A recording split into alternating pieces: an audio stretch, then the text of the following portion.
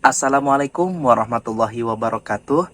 Alhamdulillahirabbil alamin. Wabihi nasta'inu ala umuri dunya waddin. Wassalatu wassalamu ala asrofil anbiya'i wal mursalin wa ala alihi wa sahbihi ajmain. Puja dan puji syukur marilah kita panjatkan kehadirat Allah Subhanahu wa taala yang mana telah memberikan kita beribu-ribu kenikmatan. Salawat beserta salam semoga tetap tercurah limpahkan kepada junjungan alam yakni Nabi besar Muhammad sallallahu alaihi wasallam.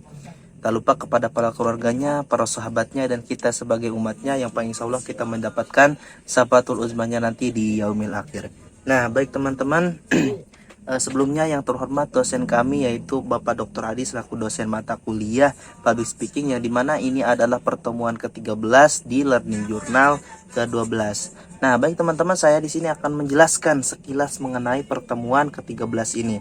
Nah, jadi pertemuan ke-13 ini dilaksanakan secara daring atau online, teman-teman. Nah, kemudian pertama itu kita absen terlebih dahulu, kemudian perkata dari dosen atau nasihat yang dimana nasihat itu mengajak kami untuk selalu belajar tentang agama, teman-teman.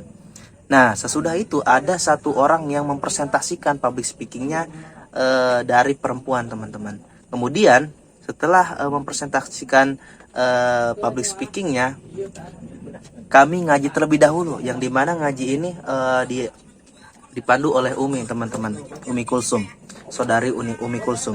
Nah, yang dimana beliau ini membawakan tema dalam kitab Nashihul Ibad, yang dimana temanya itu umat yang berpaling dari ulama dan ahli fikih, yang mana dalam kitab Nashihul Ibad ini menjelaskan bahwa Rasulullah Shallallahu Alaihi Wasallam bersabda, yang artinya itu akan datang satu zaman kepada umatku di mana mereka akan lari menjauh dari para ulama dan ahli fikih. Maka Allah akan menurunkan 3 macam musibah kepada mereka, kepada manusia.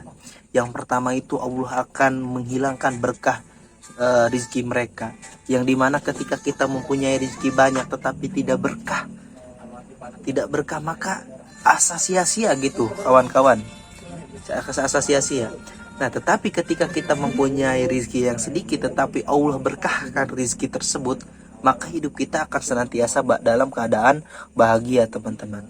Nah, kemudian yang kedua itu mengenai Allah akan menjadikan penguasa yang zalim untuk mereka.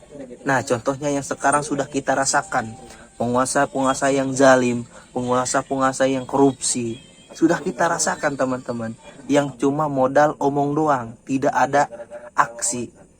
Bahwa Allah telah membuktikan bahwa di akhir zaman ini akan ada Allah akan menurunkan 3 macam musibah.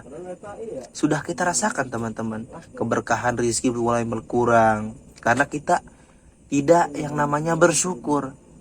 Setidaknya kita punya rezeki sedikit, tetapi ketika kita bersyukur maka keberkahannya itu akan ada. Kemudian penguasa yang zalim juga sudah kita rasakan, yang cuma modal omong-omong di awal doang, tidak ada yang namanya aksi ketika di lapangan.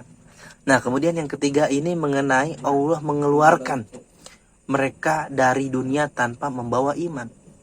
Mengeluarkan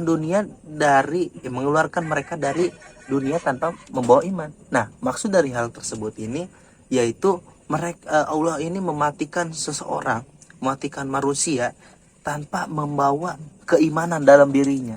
Tuh, naudzubillahi min dzalik, kawan-kawan.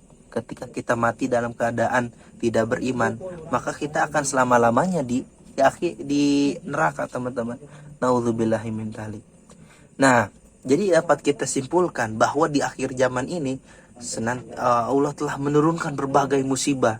Nah, kenapa diturunkan berbagai musibah tersebut? Karena Allah akan menguji kita seberapa iman kita, seberapa syukur kita, terus seberapa takwa kita. Ketika kita bisa melaluinya, maka kita akan hidup bahagia, teman-teman. Nah, oke. Setelah pembahasan tersebut, langsunglah kita akan menyinggung mengenai presentasi dari kelompok 3, yang dimana kelompok 3 ini membawakan tema mengenai merancang pesan yang menginspirasi, memahami motivasi, dan ceramah, teman-teman. Nah, kita akan membahas sekilas mengenai tema yang dibawakan oleh kelompok 3, yang dimana sering kita ketahui bahwa ceramah ini adalah pidato tentang keagamaan, yang dimana sebagian orangnya ini dihadapkan banyak pendengar.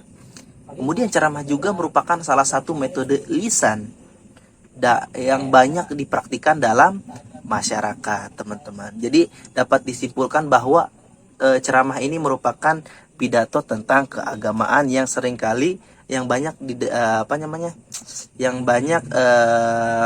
dipraktikkan dalam masyarakat, teman-teman. Kemudian motivasi. Jadi motivasi ini berasal dari kata motif, yang dimana motif ini dapat diartikan sebagai kekuatan. Nah, kekuatan apa? Kekuatan dalam diri, kekuatan dalam menyampaikan sesuatu. Ketika kita mempunyai motivasi, maka kita akan yang namanya percaya diri. Karena dalam diri kita terdapat diri individu yang sangat kuat. Kemudian yang menyebabkan individu tersebut bertindak dan berbuat itu karena kita mempunyai motivasi. Nah, dalam hal lain, motivasi juga diartikan sebagai kekuatan, energi. Kemudian mengapa seseorang tersebut bisa yang namanya menimbulkan tingkat persistensi dan antusiasmenya, karena adanya motivasi, teman-teman. Nah, adapun persamaan motivasi dan ceramah. Tentunya kita seringkali bingung mengenai persamaan antara motivasi dan ceramah. Nah, tentunya motivasi dan ceramah ini memiliki tujuan, kemudian metode, struktur yang sangat berbeda-beda. Tetapi isinya itu sama, teman-teman. Hampir sama maksudnya. Yang dimana tujuannya ini dari motivasi dan ceramah ini untuk memberikan informasi dan mempengaruhi audiens tentang meningkatkan kualitas belajar kita. Kemudian metodenya ini disampaikan secara lisan. Kemudian strukturnya ini terdiri dari pembukaan, kemudian isi, dan penutup. Nah, mungkin hanya itu yang bisa dapat saya sampaikan mengenai pertemuan ke-13 di Learning Journal ke-12 ini.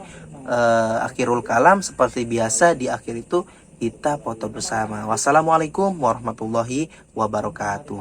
Bye bye, see you next time Learning Journal berikutnya.